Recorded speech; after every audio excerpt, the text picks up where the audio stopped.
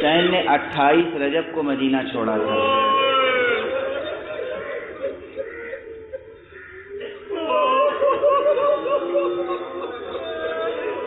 یہ جو آپ کی آنکھوں سے آنسو رواں ہیں، ابھی تو میں نے کچھ پڑھا ہی نہیں، مصائب کا ذکر تو میں نے نہیں کیا، لیکن یہ حقیقت کی تاثیر ہے جو حقیقت شناس طبیعتوں میں رکھتی ہے۔ حقیقت شناس طبیعت ہے یہ تاثیر حقیقت ہے، اور اس کی طرف بھی پہلے ہی پیغمبر صلی اللہ علیہ وآلہ وسلم نے خود فرما دیا تھا، ان للحسین حرارة في قلوب المؤمنين لا يذكره مؤمن إلا يبكي۔ اللہ اکبر۔ حسین کے لیے مومنین کے دلوں میں ایک حرارت ہے، ایک گرمی ہے۔ کوئی مومن حسین کا ذکر نہیں کرے گا مگر یہ کہ روئے گا۔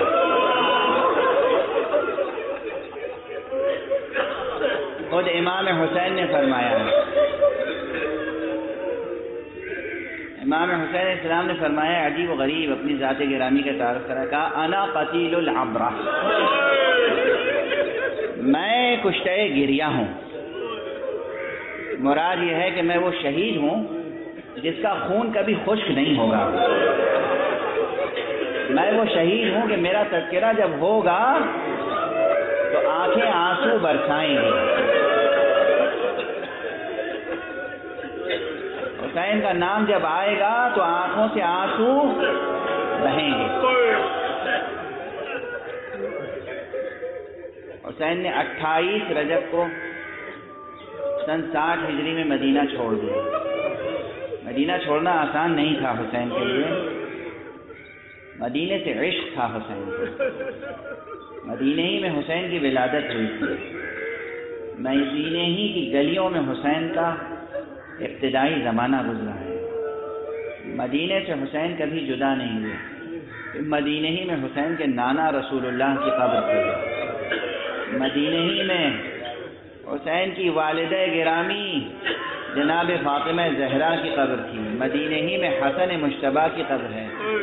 مدینے ہی میں فاطمہ بنت اسد جیسی عظیم الشان اس خاتون اسلام کی قبر ہے جسے پیغمبر ماں کہا کرتے تھے۔ مدینہ چھوڑنا حسین کے لیے آسان نہیں تھا، اسی لیے جس رات مدینہ چھوڑ رہے تھے حسین بہت بے چین نظر آ رہے تھے۔ ایک رات میں 3 مرتبہ نانا کی قبر پر گئے۔ حسین کا عشق، نانا سے عشق، نبی سے عشق، نبوت سے عشق۔ 3 مرتبہ نانا کی قبر پر گئے، اور جب تیسری مرتبہ تشریف لے گئے تو نانا کی قبر پہ رخسار رکھ کر رونا شروع کیا۔ گریہ کرتے جاتے تھے اور دنیا کا شکوہ کرتے جاتے تھے۔ غنودگی کی کیفیت طاری ہوئی، دیکھا رسول اللہ قبر سے برآمد ہوئے۔ ایک مرتبہ حسین نے کہا، نانا جان بس مجھے اپنے سینے سے لگا لیجئے، اپنے ساتھ قبر میں لے لیجئے، اب میں دنیا کی طرف جانا نہیں چاہتا۔ پیغمبر نے فرمایا، بیٹا حسین تمہیں کربلا تک جانا ہوگا، تمہیں یہ قربانیاں دینی ہوں گی۔ جب تک تم یہ عظیم قربانیاں نہیں دو گے اس وقت تک وہ شفاعت کبریٰ کا مرتبہ جو تمہارے لیے محفوظ ہے وہ تمہیں نہیں ملے گا۔ حسین تمہیں کربلا جانا ہوگا۔ حسین نکلے ہی تھے کربلا جانے کے۔ بس گفتگو اگر یہیں روک دوں تو آپ حق گریہ تو ادا کر چکے ہیں، مگر میرا دل چاہتا ہے 2-1 جملے اور مدینے سے رخصت کا منظر، ایک منظر اور یاد دلا دوں، اور وہ منظر یہ ہے کہ حسین ایک ایک سے جدا ہوئے ہیں اور ایک ایک آ کے حسین سے جدا ہوا ہے۔ عزیزوں نے رخصت کیا ہے، حسین جناب ام سلمہ سے بھی رخصت ہوئے ہیں اور جناب ام سلمہ کو امانتیں سونپی ہیں. اور اب یہ تحقیقی مسئلہ ہے، تاریخی تحقیق کرنے والے داد تحقیق دیں، مگر ارباب مقاتل لکھتے آئے ہیں اور بیان کرتے آئے ہیں کہ حسین جب چلے ہیں مدینے سے تو سب کو ساتھ لے کے چلے، سب کو ساتھ لے کے چلے، مگر کہتے ہیں کہ ایک بیمار بچی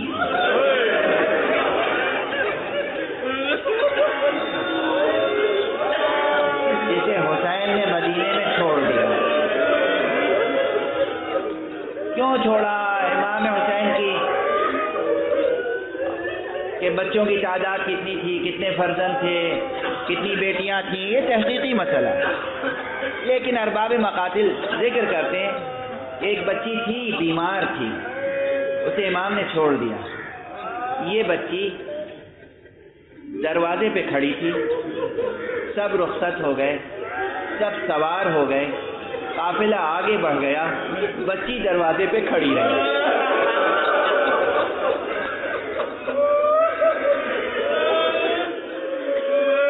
بچی قافلے کو دیکھتی رہی، قافلے والے پلٹ پلٹ کے بچی کو دیکھتے رہے. ایک مرتبہ قافلے والوں نے دیکھا کہ بچی لڑکھڑاتے ہوئے قدموں سے دروازے کے باہر آ گئی. حسین نے قافلہ پھر روک دیا، بچی کے پاس آئے، بیٹا ہم نے تمہیں امانتیں سونپی ہیں، تمہیں سلامت رہنا ہے، تمہیں محفوظ رہنا ہے، تمہیں باقی رہنا ہے. بچی نے کہا ایک بار اور سب سے رخصت ہو لوں. بچی سب سے رخصت ہوئی، ایک ایک سے رخصت ہوئی. پھوپھی زینب سے رخصت ہوئی، ام کلثوم سے رخصت ہوئی، سکینہ سے رخصت ہوئی، بی بی رباب سے رخصت ہوئی. جب رباب سے رخصت ہوئی تو رباب کے آغوش میں ایک شیرخوار بچہ تھا.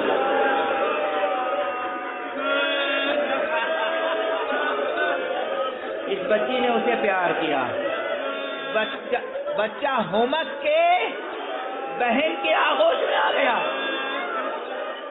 اور اب اس کے بعد ماں نے بڑی کوششیں کی مگر بچہ ماں کی آغوش میں آنے کے لیے آمادہ نہ ہوا.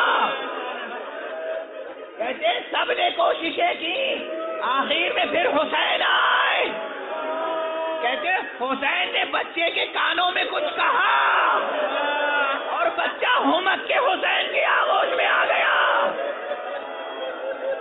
مزاج دانے امامت سب تھے، حسین نے کچھ اور نہیں کہا تھا، یہی کہا تھا بیٹا تم محضر شہادت کی آخری مہر ہو، تمہیں کربلا میں شہید ہونا ہے، تمہیں ہمارے ساتھ کربلا روانہ ہونا.